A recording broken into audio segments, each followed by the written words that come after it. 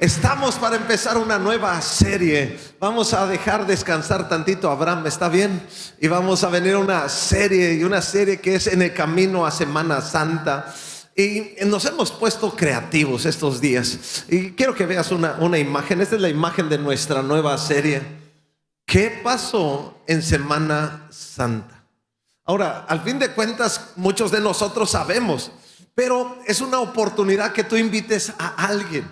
Sabes que en esta temporada, en estas semanas que vamos a ver, la gente está buscando de Dios de alguna manera. Algunos guardan algunas costumbres, pero a veces nada más es una temporada. A veces el domingo de resurrección es el día de más asistencia. A veces porque pues nos sentimos que debemos, pero la verdad que la obra de Jesús, la cruz de Jesús, la resurrección de Jesús debe de ser los 365 días de nuestras vidas. Así que tú vas a poder invitar a alguien en estos días y vamos a ver algunos temas como el de hoy. Pilato se lavó las manos, pero también, por ejemplo, el caso de Barrabás.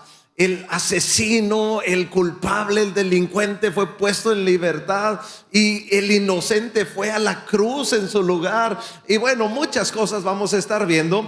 El tema de hoy es: Pilato se lavó las manos. Así que vamos a venir a esta historia.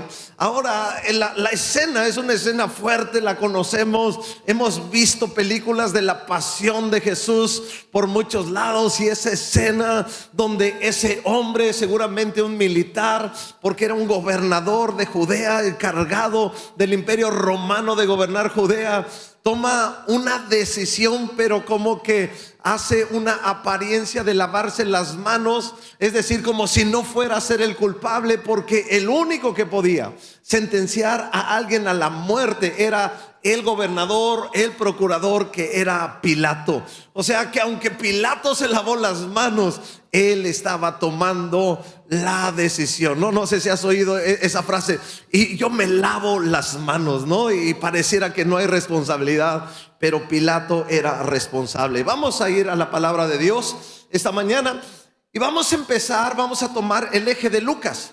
Lucas, de alguna manera, es como muy ordenado a la hora de escribir, porque Lucas era médico.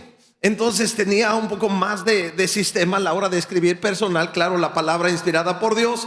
Y al inicio del evangelio de Lucas nos habla la Biblia, y quizá tú lo lees y dices no es importante, pero es importante porque nos da un panorama histórico. Es decir, las cosas que leemos en la palabra de Dios impactan en nuestro corazón, en nuestro espíritu, pero te vas a dar cuenta de esa realidad no nada más en tu corazón, sino que históricamente tienen un fundamento, tienen una aparición.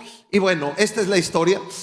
Lucas 3 nos está hablando un poco de Juan el Bautista para empezar a enfocarse a Jesús. El evangelio de Lucas capítulo 3 dice: era el año 15 del reinado de Tiberio, emperador de Roma. Era Tiberio el César en ese momento. No recuerdo si el 13º o el 12º emperador de Roma, la potencia mundial en ese momento. Pero después nos dice: Poncio Pilatos era gobernador de Judea. Vas a recordar la escena de quien se lava las manos en la sentencia de Jesús es Pilato. Pero nos dice: Herodes Antipas gobernaba Galilea, su hermano Felipe gobernaba Iturea y Tacorinite, y Lisanias gobernaba Abilinia. Ahora, lo que quiero decirte con esto es que parece que, y eso a mí que me importa, ¿no? Diría alguno, pero qué interesante, porque en el juicio de Jesús ante Pilato, de repente Pilato manda con Herodes a Jesús. En el momento en que Herodes recibe a Jesús es porque Herodes gobernaba Galilea. Te voy a decir cómo era la distribución. Roma gobernaba todo, pero Israel estaba dividido en 4 provincias o 4 gobiernos. Uno de ellos era Pilato, gobernado por Pilato, era donde estaba Judea, Jerusalén. Pero por ejemplo, la parte de Galilea la gobernaba Herodes. Entonces, cuando está el juicio, los que están acusando a Jesús dicen: no, es que Jesús de Galilea. Y Pilato, que se quiere zafar del asunto, dice: él es de Galilea. Sí, es de Galilea, pues mándelo con Herodes Agripa para que él lo enjuicie. Entonces vale la pena entender cómo era. No era una autoridad superior Herodes, sino era un gobernante al lado. Ahora, yo no estoy para decirlo ni tú para saberlo, pero Herodes y Pilato estaban peleados. Yo sé que es como el chisme del día, ¿sabes? Manito, déjame decirte, Herodes y Pilato estaban peleados. No sé por qué lo dice la Biblia, pero estaban peleados. Ahora, quiero que veas esto, porque después nos dice, versículo 2, Anás y Caifás eran los sumos sacerdotes. En ese tiempo un mensaje de Dios llegó a Juan y viene la historia de Juan el Bautista. Pero voy a este punto. Anás y Caifás son los sumos sacerdotes. Josefo, el historiador, no es la Biblia. Josefo, ese famoso historiador, dice que era tal el desorden religioso que había en ese momento, que cuando se había ordenado que solo hubiera un sumo sacerdote, en ese momento había dos, y que por eso la Biblia lo había registrado, porque había un desorden religioso en ese momento. Ahora, ¿quién es Anás y quién es Caifás? Anás era el sumo sacerdote como de mayor influencia, el que había estado por muchos años gobernando, había sido sumo sacerdote, pero Caifás es su yerno. Y Caifás tiene la aprobación o la designación de ser el sumo sacerdote por parte de la autoridad gubernamental, que es Pilato. Quiero que veas esto, porque llega un momento en el proceso de que Jesús es arrestado en Getsemaní, está después de la Santa Cena, llegan por él, lo arrestan y lo llevan con el sumo sacerdote Anás. Cuando tú lees en estos días, que leas tu Biblia, vas a ver que lo llevaron primero con el sumo sacerdote Anás. Debería de haber uno, pero aquí hay dos. Después de que lo llevan con Anás, lo llevan con el sumo sacerdote formal o legal, que es Caifás, el yerno de Anás. Es decir, como el que controlaba todas las cosas era el anterior sumo sacerdote Anás, todos seguían ese caminito y después fueron con Caifás. Después de que fue con Caifás, ahí también lo juzgaron, ahí también lo lastimaron, lo llevan al Sanedrín, era el consejo religioso. Después de que lo llevan al consejo religioso, lo llevan ante Pilato. Pilato, cuando oye que es de Galilea, lo manda con Herodes. Herodes lo juzga, lo revisa, lo interroga, también lo lastiman, lo ofenden y lo regresa con Pilato. Pilato trata de eludir y Pilato acaba lavándose las manos y sentenciando a muerte a Jesús. Ese es el proceso que pasó el juicio de Jesús. Ahora vamos de lleno a Lucas 23, 1 al 3. Entonces todo el concilio llevó a Jesús ante Pilato. El Sanedrín, es decir, todo ese conglomerado de la autoridad religiosa, lo llevaron. Ahora, ¿quién era el Sanedrín? Eran los escribas, los fariseos, es decir, los hombres más religiosos que había sobre Israel. Tú y yo lo leemos rápido, pero ¿quiénes son ellos? Son los que sabían las escrituras y los que enseñaban las escrituras. Muy interesante. En las escrituras estaban la base de los primeros 5 libros de la ley, pero también estaban los profetas. Ahora, los profetas hablaban de Jesús. Entonces se empieza a poner interesante, porque como los que sabían las escrituras, los que conocían cuándo iba a venir el Mesías, en vez de recibirlo, lo están persiguiendo. Es decir, hay una religiosidad en sus corazones que en vez de seguir el camino de Cristo, van contra Cristo. Entonces se empieza a poner interesante. Recordarás en aquel episodio cuando es el nacimiento de Jesús, que llegan los magos de Oriente y llegan delante del palacio de Herodes y le dicen: hey, venimos a celebrar, venimos a conocer, venimos a adorar al rey de los judíos. Y Herodes entra en crisis en ese momento y dice: ¿cómo? Sí, hemos visto su estrella. Y Herodes llama a los estudiosos de la ley y les pregunta: ¿qué dicen las profecías? Y las profecías, en Miqueas el profeta decía que nacería en Belén. Es decir, Herodes va y llama a este mismo grupo de personas y les pregunta acerca del nacimiento de Jesús. Lo que te quiero decir, que son personas con conocimiento, con rituales, con costumbres. Se congregaban, ayunaban, oraban y recitaban, se sabían la Biblia de memoria, pero estaban caminando en contra del sentido del corazón de Dios, y en vez de recibir a Jesús, lo estaban persiguiendo. ¿Estamos en ese punto? Porque así, ay, sí, los fariseos y todo, pero ¿quiénes eran? Se pone interesante. Entonces comenzaron a presentar su caso. Este hombre, están hablando de Jesús, está llevando al pueblo por el mal camino al decirles que no paguen los impuestos al gobierno romano, y al afirmar que él es el Mesías, él está diciendo que es un rey. El único que podía darle muerte a un sentenciado era la autoridad romana, que era Pilato.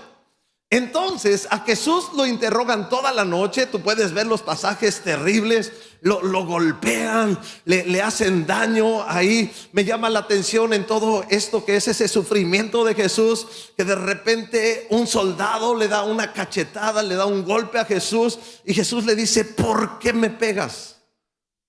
Oh, esa palabra a mí me hace eco, me queda grabada. Un día en Israel tuvimos la oportunidad de ir a la casa que se supone que era la casa de Caifás. Y en esa casa, hasta el fondo, es una casa milenaria, hasta el fondo hay unas mazmorras hasta abajo.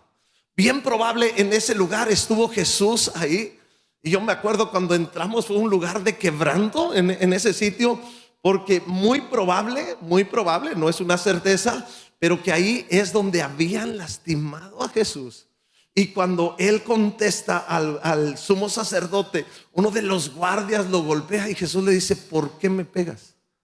Eso se me quedó tan grabado. Y de alguna manera, yo no sé si ese guardia se quedó con esa palabra para toda su vida: ¿por qué me pegas? ¿Por qué me pegas? Pero cuando veo la palabra de Dios, que el castigo de nuestra paz fue sobre Jesús, es decir, Él fue lastimado para que tú y yo tuviéramos paz en nuestras vidas. Me queda la impresión de ese buen momento, o sea, de un buen momento para nuestra bendición, donde Jesús estaba ahí siendo lastimado. Entonces llevan a Jesús ante Pilato. Volvemos a la escena.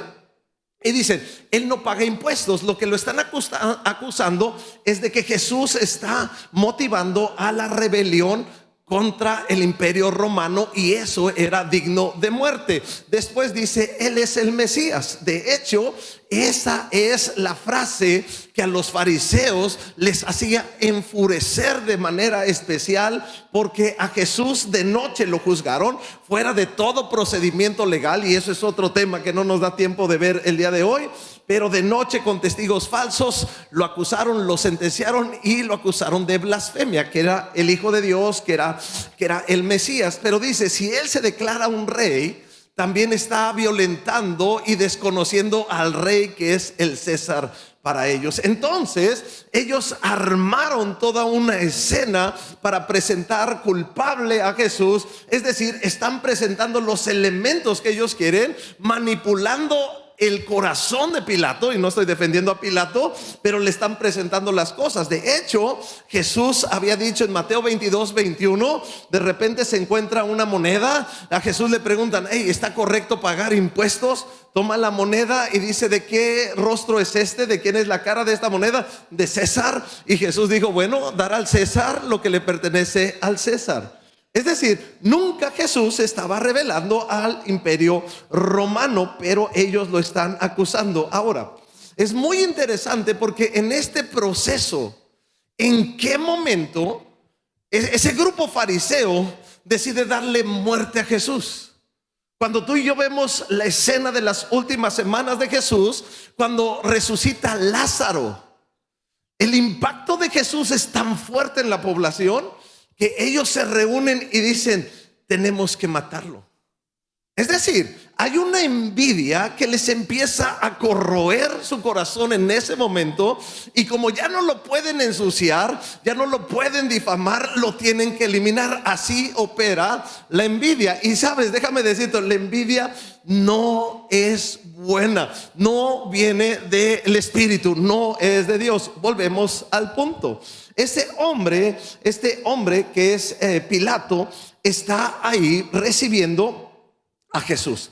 Ahora, Pilato y los fariseos no se llevan bien. Quiero que lo observes. no se lleva bien. Algunos textos alrededor de la Biblia nos mencionan de algunos historiadores algunas cosas, pero en este camino me llama la atención que para los fariseos Pilato es su enemigo número uno hasta antes de Jesús. Pero en el momento que aparece Jesús, Jesús se vuelve el enemigo número uno. ¿De quién? Me llama la atención esto. ¿De quién? De los que conocían la escritura, de los que tenían algunas costumbres como espirituales, como de reunirse, como de orar, como de ayunar. Se vuelve el enemigo número uno. Déjame contarte algunos puntos por los cuales estaban enojados con Pilato. Me puse un poco creativo y quiero que veas las noticias de aquellos momentos. Esto haz de cuenta como si fuera el periódico de aquellos momentos. Si nos saliera el reportero que todos llevamos dentro, algo así estaría pasando en aquel momento. A Pilato lo acusaban por haber metido imágenes de César en la ciudad de Jerusalén. Me llama la atención esto. Los fariseos se enojaron tremendamente porque estaban metiendo las imágenes de César a manera de Dios en la santa ciudad de Jerusalén. Es decir, eso los ofendió profundamente al grado que ellos se manifestaron en contra de Pilato y dijeron: no podemos permitir esto, es como un sacrilegio, esto no puede ser. Pilato dijo: no me importa, si ustedes no cesan sus protestas, van a morir. El punto fue que los historiadores narran que estos hombres principales fariseos se tiraron en las calles y le dijeron a Pilato: no nos importa, mátanos. Y se tiraron en las calles para que Pilato pudiera matarlos, porque ellos dijeron: preferimos estar muertos que permitir esto en nuestra ciudad. Interesante, así estaba el nivel. En otra ocasión, Pilato tomó del tesoro del templo dinero para hacer un acueducto. El tesoro del templo, que era sagrado, que era consagrado, fue usado para una obra civil y lo tomaron como una gran ofensa. Y así 2 o 3 cosas, pero quiero llamar la atención porque Pilato era su enemigo número uno, pero a la vuelta de la esquina le están diciendo: manito, manito, ayúdanos porque tenemos un nuevo enemigo. Me llama la atención. Ahora Jesús es su enemigo y ellos están uniéndose contra de Jesús. Volvemos al texto principal. Le llevaron a Jesús delante de Pilato, versículo 3 del capítulo 23. Entonces Pilato respondió: ¿eres tú el rey de los judíos? Imagínate esta escena. ¿Eres tú el rey de los judíos? Y Jesús contestó: tú lo has dicho. Pilato se dirigió a los principales sacerdotes y a las multitudes y les dijo: escucha, no encuentro ningún delito en este hombre. Primera vez que Pilato declara inocente a Jesús, pero insistían con sus enseñanzas, causa disturbios por donde va, en toda Judea, desde Galilea hasta Jerusalén. En ese momento que dice Galilea, Pilato dice: ¿es de Galilea? Sí, lo mandan con Herodes. Herodes lo regresa y mira lo que sucede. Entonces Pilato, le regresaron a Jesús. Pilato llamó a los principales sacerdotes y a los otros líderes religiosos junto con el pueblo y anunció el veredicto. Escucha, es el veredicto. Me trajeron a este hombre porque lo acusan de encabezar una revuelta. Detenidamente lo he examinado al respecto en presencia de ustedes y lo encuentro inocente. Segunda vez que Pilato declara inocente a Jesús. Herodes llegó a la misma conclusión y me lo devolvió. Este hombre no ha hecho nada que merezca la pena de muerte. Quiero llamar tu atención. En el corazón de Pilato, que es Jesús, inocente. Jesús no merece la pena de muerte. En ese momento, Pilato tiene una convicción personal de que no es culpable Jesús, por lo tanto, no es digno de muerte. Ahora, pero un gran clamor, versículo siguiente 18, pero un gran clamor surgió de la multitud. A una voz la gente gritó: mátalo, suéltanos a Barrabás. O sea, empezó a venir una presión de grupo, una presión social, una presión de sistema sobre la convicción de Pilato. El centro en este punto es la decisión de Pilato: ¿qué va a hacer con Jesús? Entonces empieza a venir una presión, y como era costumbre que en la Pascua le soltaban un delincuente, de hecho Pilato en los otros evangelios les dice: ¿qué les parece si les suelto un delincuente y les suelto a Jesús? Entonces la gente empieza a presionar y dice: no, mata a Jesús y suéltanos a Barrabás. Barrabás era un hombre, lo dice aquí la escritura. Barrabás estaba en prisión por haber participado en un levantamiento contra el gobierno en Jerusalén, contra el gobierno romano, y por asesinato. Es decir, Barrabás era un asesino y un rebelde consumado. Pilato discutió con ellos porque quería poner en libertad a Jesús. Yo no sé si empiezas a ver en este momento a un Pilato que le está cayendo bien Jesús, y tiene una convicción interna que está diciendo: sabes que Jesús es inocente. Lo empiezan a presionar y Pilato hace un esfuerzo por convencerlos. Y yo no sé si le dijo a Caifás: a ver, Caifás, échame la mano, arreglemos esto, vamos a dejar a Jesús ya de una vez. Y él dijo: no, danos al asesino, danos al homicida y mata a Jesús. Esta historia es interesante porque cuando vemos la figura de Barrabás, Barrabás nos representa a ti y a mí.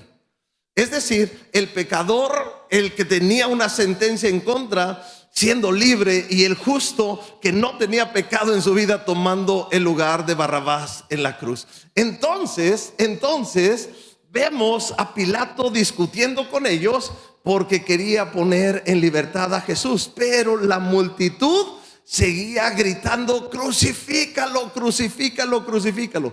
Quiero que veas esto. Pilato tiene una convicción, y esa convicción está batallando por establecer ese criterio. Pero de repente las mismas personas que una semana antes, en lo que conocemos como la entrada triunfal de Jesús a Jerusalén, una semana antes habían gritado: Hosana al Altísimo, Hosana al Hijo de David. Los que habían estado dando victorias, que Jesús venía caminando y tendían sus ropas en el piso y estaban celebrando a Jesús, y era algo increíble. A los días siguientes, por lo menos seguramente varios de ellos están gritando: crucifícale, crucifícale, crucifícale. Viene la pregunta clave: ¿cómo tomas tus decisiones? ¿Por tus convicciones internas o por la presión externa? Me llama la atención porque un día la multitud estaba gritando: Hosana al que viene, pero la semana siguiente está gritando: crucifícale. Qué interesante, las mismas personas o el mismo conjunto un día está pensando una cosa y al otro día está pensando otra cosa. Pero tú y yo tenemos la responsabilidad de tomar nuestras decisiones con la verdad. La Biblia dice: cuidado, porque el corazón es engañoso sobre todas las cosas. Entonces la gente está gritando: crucifícalo, crucifícalo. Mateo 28, 19, 18 al 27, 18 al 19 dice esto. Voy a cambiar de texto de evangelio. Estábamos en Lucas, vamos a Mateo. Reunidos pues ellos, les dijo Pilato: ¿a quién quieren que os suelte? ¿A Barrabás o a Jesús llamado el Cristo? Escucha, porque sabía que por envidia habían entregado a Jesús. O sea, Pilato tenía una convicción de que Jesús era inocente, que eran unos envidiosos. Y tú y yo tenemos que tener cuidado con la envidia, porque la envidia está creciendo a tal grado de querer eliminar a Jesús en ese momento. Pero ahora se pone súper interesante para muchos uno de esos apartados de unos versículos tan interesantes. Y estando él sentado en el tribunal, su mujer, la mujer de Pilato, le mandó a decir: no tengas nada que ver con este justo, porque hoy he padecido mucho en sueños por causa de él. Es decir, la esposa de Pilato está interviniendo. Tenemos que entender cómo funciona. Pilato es la autoridad gubernamental en esa zona de Judea. De hecho, Pilato, su lugar de residencia es en Cesarea Marítima, un lugar en la costa, como unos 45, 60 kilómetros de Jerusalén.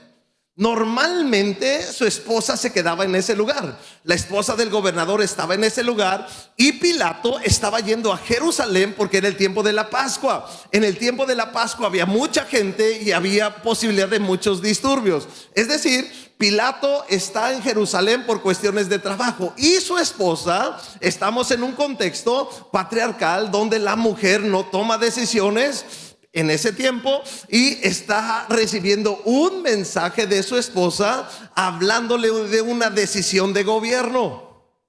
Interesante. La esposa de Pilato tiene una convicción interna: no tengas nada que ver con ese, ayúdame, justo. Aquí se empieza a poner interesante. Ella tiene un sentido de que Jesús es justo, es una convicción interna, es una verdad. Jesús es el camino, la verdad y la vida. Ella tiene una convicción interna, pero no nada más tiene una convicción interna, sino tiene un compromiso con la verdad. Y esta mujer da un paso más, de alguna manera, hasta de cierta manera desafiante al sistema. Le escribe al esposo y le dice: sabes que no tengas nada que ver con este justo.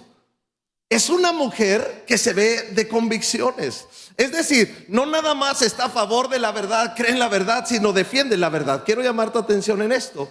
Entonces le manda, está en el trono, estaba Pilato oyendo en pleno juicio, y de repente le escribe la señora un WhatsApp.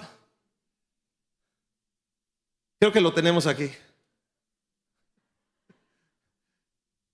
Estando sentado en el tribunal, su mujer le mandó a decir: no tengas nada que ver con este justo, porque hoy he padecido mucho en sueños a causa de él. La mujer, la esposa de Pilato, está al tanto, está en el palacio, está ahí donde está. O sea, que está a esta distancia, quizás no se puede hacer presente, pero está dando un paso acerca de la verdad. Me da gusto esto. Ahora, ¿qué pasaría con Pilato? Pilato tiene una responsabilidad de ser una autoridad llamada a poner el orden. Es decir, tiene un jefe que es Tiberio, que es el César en ese momento sobre el imperio más grande sobre la tierra. Y tiene a los fariseos que lo están presionando, que ahora le han anexado la presión del pueblo y le están gritando: crucifícalos. Pero de repente le llega el mensaje de su señora, y yo no sé en cuál de los dos temblaría yo más, porque yo pienso esto: yo creo que mi esposa es mi conciencia externa.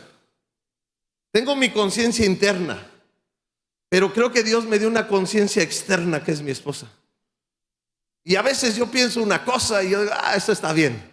Pero de repente mi esposa llega con una opinión diferente.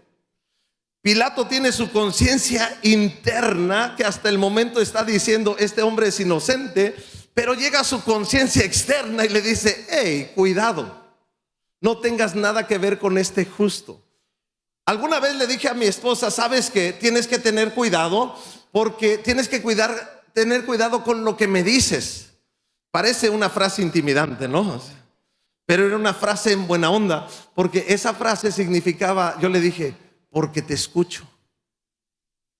Porque te escucho. Es decir, piensa lo que me vas a decir, porque lo considero. Ahora, voy a ser bien honesto y transparente. Muchas veces recibo opinión de ella y digo: no, yo estoy bien. Pero me quedo pensando. Y de repente le digo: Schatzi, así se dice en alemán como tesorito, Schatzi, tenías razón, está correcto esto que dices. Es decir, tú y yo tenemos que tener voces autorizadas en nuestras vidas para que nos dejen oír lo que es correcto. Por eso tienes que tener cuidado cuáles son las voces que oyes para tomar decisiones en tu vida. ¿Estamos en eso? Ahora, si tú eres una voz de alguna manera autorizada para opinar sobre alguien, tiene que ser una voz genuina, auténtica y basada en la verdad. Los fariseos están manipulando la verdad para que se haga lo que ellos quieren, porque lo que ellos quieren está basado en una envidia, en un corazón incorrecto, y la envidia no es un fruto del Espíritu Santo. ¿Estamos? Entonces recibe el mensaje de la mujer. Ahora, sigue la escena. Versículo 22 de Lucas 23. Por tercera vez insistió Pilato. ¿Por qué? ¿Qué crimen ha cometido? No encuentro ninguna razón para condenarlo a muerte. Lo haré azotar y luego lo soltaré. O sea, Pilato no sé si quiere decir, mira, lo voy a castigar, le vamos a dar un castigo ejemplar, pero lo voy a soltar. Pilato está en eso, pero la turba gritó cada vez más fuerte, exigiendo que Jesús fuera crucificado. Escucha esta frase: y sus voces prevalecieron. Déjame hacerte la pregunta: ¿qué voces son las que prevalecen sobre las decisiones de tu vida? ¿Qué voces son las que prevalecen sobre las decisiones de tu vida? Tiene una impresionante presión social, presión de sistema en ese momento Pilato. ¿Sabes qué? Hay una presión fuerte sobre él. Y tú y yo a veces cedemos a la presión alrededor de nosotros. A veces nos dejamos intimidar por no ser diferentes a los demás y nos seguimos en la corriente. Pero Pilato tiene el poder y la autoridad para tomar una buena decisión, pero se ha dejado convencer por las voces equivocadas. Vamos a este punto y se pone súper interesante. En el Evangelio de Juan, sobre este mismo tema, Juan 18, le dijo entonces Pilato: luego, ¿eres tú rey? Está hablando con Jesús, y Jesús respondió: tú dices que soy rey. Escucha con claridad: yo para esto he nacido. Jesús contesta: yo para esto he nacido y para esto he venido al mundo, para dar testimonio de la verdad. Todo aquel que es de la verdad oye mi voz. ¿Lo puedes decir conmigo? Todo aquel que es de la verdad oye mi voz. Aquí es un momento sustancial para Pilato. Aquí es el momento de la decisión final. Jesús está en él y le estoy diciendo: yo he venido a dar testimonio de la verdad. Si pudiéramos ver el corazón de Pilato en ese momento, Pilato está oyendo a Jesús, me lo imagino atento, me imagino sintiendo al Espíritu Santo obrando sobre su corazón. Pilato tiene que tomar una decisión y Jesús le está diciendo: yo he venido a dar testimonio. Es decir, lo que está sintiendo es producto de la verdad. Y sabes, así pasa con la palabra de Dios. Estamos oyendo al Espíritu Santo en nuestros corazones, y nuestro corazón, nuestra mente empieza a sentir esa presencia de Dios, porque es Dios mismo dando testimonio de Él. Pero ahí viene la decisión crucial, la decisión más importante. Y Jesús le dice: todo aquel que es de la verdad escucha mi voz. Pilato ahí tiene la oportunidad de tomar una decisión importante sobre lo que va a hacer con Jesús en ese momento. Pero le dijo Pilato: ¿qué es la verdad? Mira lo que narra la Biblia: y cuando hubo dicho esto, salió otra vez a los judíos y les dijo: yo no hallo ningún delito en él. En ese momento que está por decidir, en vez de decidir por la verdad, y lo que estaba teniendo Pilato en ese momento era la verdad encarnada. Jesucristo es el camino, la verdad y la vida. Él tenía la verdad cara a cara. Él escuchó la verdad, él conoció la verdad. Pero déjame decirte esto: conocer la verdad, escuchar la verdad no es suficiente. Tú y yo tenemos que tomar una decisión por la verdad. Y Pilato eludió la decisión por la verdad. Y sabes que no nada más es recibir la verdad, no es nada más abrazar la verdad, sino es caminar en la verdad. Déjame ampliarlo de alguna manera: no es nada más caminar con la verdad, sino también defender la verdad. Pero Pilato nada más escuchó y conoció la verdad, pero no dio un paso para recibir la verdad, para caminar en la verdad, enfrentar lo que estaba pasando y defender la verdad. Pilato no dio un paso por la verdad y menospreció y dijo: ¿qué es la verdad? Se dio vuelta y salió delante de todos los que estaban esperando el veredicto. Versículo 24 de Mateo: viendo Pilato que nada adelantaba, sino que se hacía más alboroto, tomó agua y se lavó las manos delante del pueblo, diciendo: inocente soy yo de la sangre de este justo, allá de vosotros. Me llama la atención: y respondió todo el pueblo y dijo: su sangre sea sobre nosotros y sobre nuestros hijos. Entonces le soltó a Barrabás, habiendo azotado a Jesús, le entregó para que sea crucificado. Quiero resaltar esta frase: le entregó a Jesús para que fuera crucificado. Pilato tenía una convicción. Me traje esto para ayudarnos un poco. Pilato tenía una convicción. Pilato sabía que era justo, pero no tomó una decisión por la verdad, sino se dejó llevar en todo esto. Y aparentemente le está diciendo: no tuve nada que ver. Me llama la atención. Fue un acto como de publicidad, de campaña. Enfrente de todos dice: yo no tengo nada que ver con este justo. Se lavó las manos. Yo no soy culpable de esto. Se lavó las manos, mandó azotar a Jesús y lo entregó para que lo crucificaran. Ay, me llama tanto la atención. Ahora, Pilato era responsable de la muerte de Jesús, absoluta y totalmente responsable de la muerte de Jesús. Él era responsable de la muerte de Jesús. Y la cosa se pone muy interesante en este momento, porque quiero hacerte una pregunta. A Pilato le entregaron a Jesús y él tenía que resolver esta pregunta: ¿qué vas a hacer con Jesús? ¿Qué vas a hacer con Jesús? La verdad misma encarnada estaba delante de él y él tenía que tomar una decisión. Conocemos la decisión, pero déjame cambiarte esta escena y ponerte a ti en los zapatos de Pilato. Déjame hacerte la pregunta: si tú fueras Pilato, ¿qué hubieras hecho en ese lugar? Wow. ¿Hubieras tomado una decisión por tu convicción? ¿O hubieras tomado una decisión por la decisión que otros habían tomado? Y vas a tomar esa decisión de la verdad, abrazar la verdad, recibir la verdad, caminar por la verdad y defender la verdad. ¿O te ibas a dar la vuelta, a hacer un acto de simulación de ciertas cosas, pero al fin de cuentas habías tomado una decisión? Déjame decirte que no había punto muerto en esta ocasión. O recibías a Jesús o rechazabas a Jesús.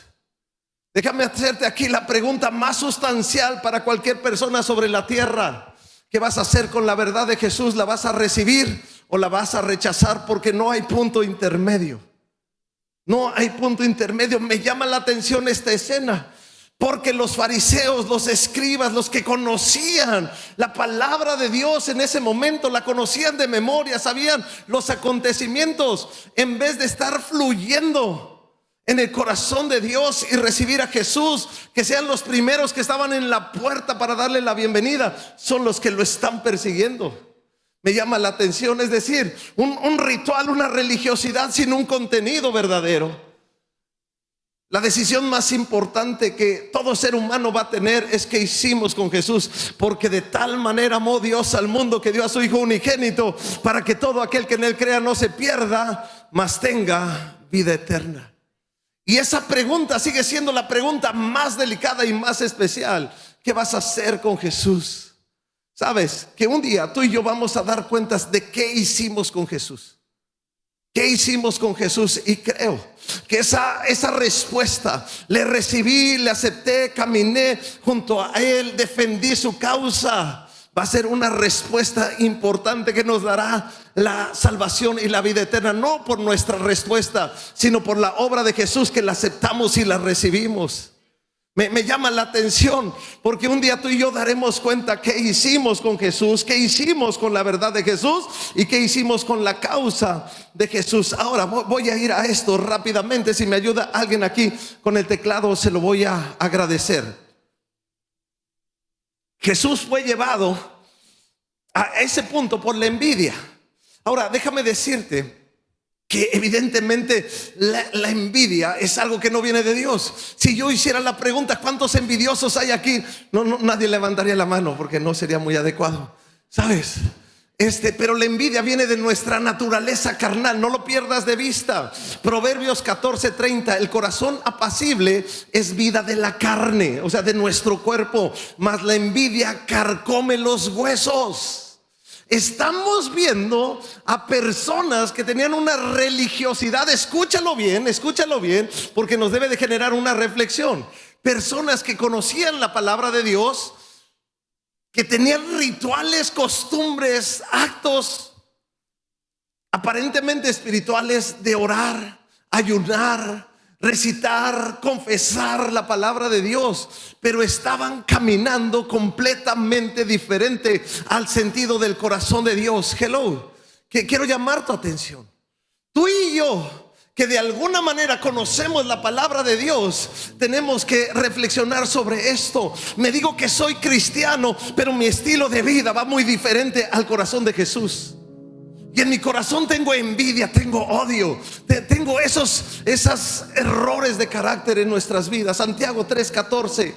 Pero si tenéis celos amargos y contiendas en vuestro corazón, no os jactéis ni mintáis contra la verdad. Me llama la atención porque esta sabiduría no es la que desciende de lo alto, sino es terrenal, animal y como que cuesta trabajo decirlo, ¿no? Diabólica. Ay, qué confrontación. Porque le está escribiendo a la iglesia de Gálatas y le está diciendo: hey, tienen un chorro de costumbres religiosas, pero su corazón está lejos de Jesús. Iglesia, tenemos que reconsiderar esto en nuestras vidas. A veces tenemos costumbres, nos colgamos una etiqueta: soy cristiano. Ser cristiano significaría seguir a Cristo. Pero muchas veces estamos en un camino contrario al corazón de Dios. En vez de estar siguiendo a Jesús, le estamos dando la espalda a Jesús. Y déjame decirlo, a veces, muchas veces, persiguiendo la obra de Jesús, el corazón de Jesús. Eso es lo que estaba pasando con ellos. Se pone muy interesante. Gálatas 5:19 y 21. Manifiestas son las obras de la carne. Otra vez a los Gálatas. Perdón, ahora a los Gálatas.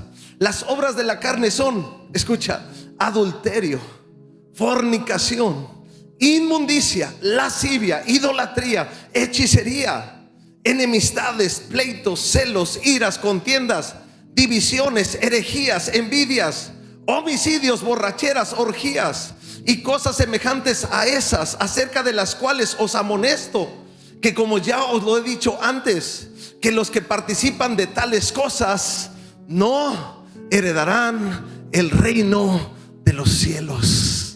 Ay, ¿sabes? A veces no nos gusta leer estos versículos porque nos confrontan. A veces nos gusta, porque no, la predicación no fue una palmadita. Vamos adelante, échales ganas, campeón. ¿Sabes? La palabra de Dios nos confronta profundamente. Profundamente. Claramente la Biblia dice: estas actitudes no debe de haber en sus corazones, porque tales no pertenecen al reino de los cielos. Me llama la atención. Ahora, en 1 Corintios, cuando está hablando del amor, ¿no? Del fruto del Espíritu en la vida, y dice 1 Corintios 13, dice que el amor es paciente, bondadoso, y el amor no es envidioso. Nos está hablando de esas dos naturalezas. Voy al siguiente punto: decisiones bajo presión. ¿Cómo tomas tus decisiones? Proverbios 29:25. El temor del hombre pondrá lazo, mas el que confía en Jehová será exaltado. Déjame decirte que hay una presión social constante para hacer las cosas que a veces un sistema quiere que hagamos. A veces hay una presión en las escuelas. A veces hay una presión en los negocios para no hacer lo correcto, para hacer lo que todo mundo hace. Me llama la atención las luchas que muchos internamente tenemos en los diferentes ámbitos donde nos desarrollamos. Puedo pensar en una secundaria, donde quizá todo mundo hace cosas donde se ve como rudo, como independiente. Yo recuerdo, ¿no? A veces un cigarro, empezar a probar un cigarro. A veces cuando alguien te ofrecía algo de marihuana o alguna otra droga, si tú decías que no, te veías mal. Entonces la presión de grupo te llevaba a dar un paso para sentirte aceptado y no rechazado. Hay un sistema que muchas veces nos está presionando, un sistema de alguna manera invisible, que nos dice y que nos calla para que no tomemos las decisiones que tenemos que tomar con base en la verdad, sino que tomemos decisiones con base a lo que otros quieren sobre nuestras vidas.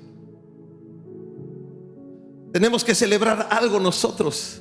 Esta semana aquí en nuestro estado se hizo algo en nuestro congreso y se decretó para el día 4 de diciembre. Es una cosa que tenemos que celebrar: el Día de la Libertad Religiosa en nuestro estado de Quintana Roo. ¿Sabes que eso es algo extraordinario, algo magnífico, algo digno de celebrar y de reconocer? ¿Sabes? Y gracias por esos legisladores, y gracias por los que lo han impulsado, porque sabes que no es fácil. Estamos en un sistema que muchas veces nos está llevando fuera de Dios, y lo que se estaba aprobando en ese lugar era garantizar la libertad de creencia, que la persona puede creer lo que quiera o puede no creer las cosas, pero que haya una libertad plena para que la persona en su responsabilidad y su convicción personal pueda tomar las decisiones. ¿Sabes? Eso es de valientes, y se necesita valientes. Se necesita personas que no nada más han oído la verdad, conocido la verdad, sino que han recibido la verdad, abrazado la verdad, caminado en la verdad y defendiendo la verdad. Gloria a Dios por eso, gloria a Dios por eso. Y tenemos que celebrarlo, tenemos que celebrarlo. ¿Sabes? Decisiones bajo verdad. Éxodo 23:2: no seguirás a los muchos para hacer el mal. Me llama la atención. Gálatas 1:10: pues busco ahora el favor de los hombres o el favor de Dios. Es una pregunta que se hace Pablo en ese momento. ¿O trato de agradar a los hombres? Pues si todavía agradara a los hombres, no sería un siervo de Cristo. Muchas veces tomamos decisiones para agradar a otros, pero estamos desagradando a Dios.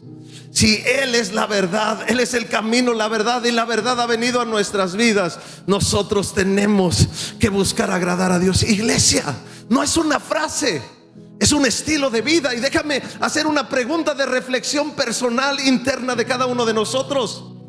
¿Tu vida está siendo una vida que está agradando a Dios? Me llama la atención esa. Hay una frase que oímos, pero es una frase fundamental. Hebreos dice: porque de Él, por Él y para Él son todas las cosas.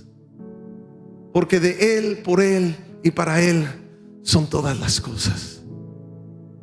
Hemos muerto a nuestra naturaleza pecaminosa y nos hemos levantado en una vida juntamente con Cristo. Tenemos que levantar esos principios sobre nuestras vidas. Escoger la maldad en lugar de la bondad. Barrabás, la gente escogió a Barrabás. Pilato aceptó el canje de Jesús por Barrabás. Jesús es la verdad. Barrabás significa la maldad. Barrabás, de alguna manera, éramos tú y yo, y siendo liberados por Jesús, y Jesús tomando nuestro lugar en la cruz, pero en nuestras vidas. ¿Cómo escogemos? ¿Escogemos lo bueno o escogemos lo malo? La palabra de Dios en Deuteronomio nos dice: he puesto delante de ustedes camino de bendición y camino de maldición, camino de vida y camino de muerte. Escojan la vida para que caminen en ella.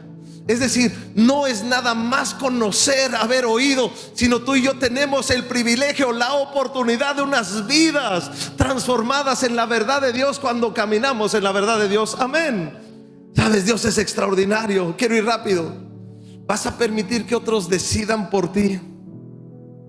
¿Vas a permitir que otros decidan por ti? Primera de Corintios 15, 33 dice: las malas compañías corrompen el buen carácter. Proverbios 1:10: hijo mío, si los pecadores te quisieren engañar, no lo consientas. Me llama la atención porque ¿sabes qué? Muchos creyentes hemos sido pasivos en muchas cosas en nuestras vidas. ¿Sabes? Hemos permitido, aunque en las leyes alrededor de nosotros otros decidan por nosotros mismos, y no hemos levantado los valores de la verdad para hablar de ellos, para reflejarlos en nuestras vidas, para caminar en ellos y aún para defenderlos y seguir sobre ellos. Hoy, ¿sabes? Nosotros somos, esta generación es producto de hombres que creyeron en Dios, que creyeron en la verdad, que la recibieron, que caminaron en ella y la defendieron. Por eso tenemos el evangelio en esta generación, y por eso esta generación va a llevar el evangelio a otras generaciones, y serán aquellos que han creído, han recibido, han caminado y han defendido la verdad. Ese es el llamado que tenemos de parte del Señor. Jeremías 15:18, Nueva Traducción Viviente. Esto responde el Señor. Vemos al profeta Jeremías ahí en aflicción: si regresas a mí te restauraré, para que puedas continuar sirviéndome. Si hablas palabras beneficiosas en vez de palabras despreciables, serás mi vocero. ¿Sabes? He oído esta frase. Hay una narrativa frecuentemente alrededor de nosotros, pero nuestra narrativa es el lenguaje de Jesús. Nuestra narrativa es la verdad de Jesús donde quiera que vayamos. Y dice así: así serás mi vocero. Tienes que influir en ellos y no dejes que ellos influyan en ti. Me llama la atención todo esto. Hay una historia, quizá conoces esta frase. Esta frase es de un pastor en Alemania en los tiempos de Hitler, Martin Niemöller. Yo creo que lo dije mal, pero no importa. Él dijo esta frase que has oído: primero vinieron por los socialistas y no dije nada, porque yo no era un socialista. Luego vinieron por los sindicalistas y yo no dije nada porque no era un sindicalista. Luego vinieron por los judíos y no dije nada porque yo no era judío.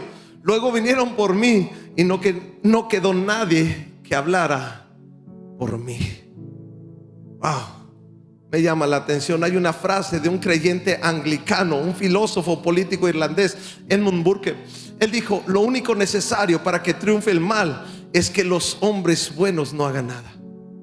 ¿Sabes? Como creyentes no tenemos en sí una bondad atribuible a nosotros mismos, sino a la obra de Jesús. Él nos hace justos, Él nos ha hecho una obra. Pero déjame decirte este dicho de alguna manera en la palabra de Dios. Mateo 5:14 y 15: vosotros sois la luz del mundo. Una ciudad asentada sobre un monte no se puede esconder, ni se enciende una luz y se pone debajo de un almud, sino sobre el candelero, para que alumbre a todos los de la casa. En este mismo pasaje viene una palabra y dice: vosotros sois la sal del mundo. ¿Sabes? Hay que darle sabor al mundo, y la única manera de darle sabor al mundo es con la verdad de Cristo Jesús. ¿Sabes? No es suficiente conocer la verdad, oír la verdad. Es necesario recibirla, es necesario caminar en ella, y es necesario defenderla. Me llama la atención, una de las universidades más reconocidas en el mundo es Harvard. ¿Y sabes cómo nació Harvard? Harvard nació por los publicanos que estaban viniendo de Europa a establecerse. Y la intención de estar estableciendo una escuela que llegó a ser una de las universidades más prestigiosas, era que las personas aprendieran a leer para conocer la verdad de Dios. La intención de Harvard, de los puritanos cristianos en ese momento, era que las personas aprendieran la palabra de Dios para forjar ministerio y llevar a otros a que conocieran la verdad y no cayeran en la mentira que los estaba tratando de envolver. Me llama la atención. Es decir, no nada más conocieron la verdad, no nada más oyeron la verdad, caminaron en la verdad, promulgaron la verdad y defendieron la verdad. Tú y yo tenemos que ser personas que aprendemos a oír la voz correcta en nuestras vidas. Déjame hacerte la pregunta: ¿qué tanta palabra de Dios tienes en tu vida? Si esto es tu todo de Biblia que lees en la semana, ¿cómo vas a encontrar la mentira? He oído versiones de los que trabajan en las casas de cambio. Ellos, para reconocer un billete falso, parte de conocer el billete verdadero, genuino. ¿Cómo vamos a descifrar la mentira? Conociendo la verdad, y la verdad nos hará libres, dijo Jesús. Qué interesante. Tú y yo tenemos que ser personas que nos metemos en la palabra de Dios, que leemos, que estudiamos, que procesamos, que vivimos, que declaramos y creemos la palabra de Dios. Tú y yo tenemos que ser hombres, mujeres y jóvenes de la palabra de Dios. Tú y yo tenemos que aprender a oír las voces correctas. Cierro con esto. Pilato estaba eludiendo su responsabilidad. Y vuelvo a la pregunta: ¿qué vas a hacer con Jesús? Creo que después de haber oído lo que la palabra de Dios dice con algunos ejemplos de las Escrituras, tú y yo tenemos una responsabilidad que tomar. O sí por Jesús o no por Jesús. No hay puntos medios, no hay puntos convencionales. Recibir la verdad o rechazar la verdad. Me llama la atención Juan 14:6. Jesús dijo: yo soy el camino, la verdad y la vida, y nadie viene al Padre si no es por mí. ¿Qué vamos a hacer con la verdad? La tercera carta de Juan en el versículo 4 dice: no tengo mayor gozo que que el oír que mis hijos andan en la verdad, caminan en la verdad. No nada más la oyeron, no nada más la vieron, sino la recibieron y están caminando en la verdad de Dios. Y Efesios 4:15: sino que siguiendo la verdad en amor, crezcamos en todo en aquel que es la cabeza, esto es Cristo Jesús. Vuelvo a la frase que Jesús dijo cuando estaba delante de Pilato, cuando le preguntó que si él era el rey. Y Jesús le dijo: tú dices que soy el rey, pero yo para esto he nacido, para esto he venido a este mundo, para dar testimonio de la verdad. Y todo aquel que es de la verdad escucha, oye mi voz. Yo quiero pedirte que hoy puedas cerrar tus ojos, ponerte de pie un momento.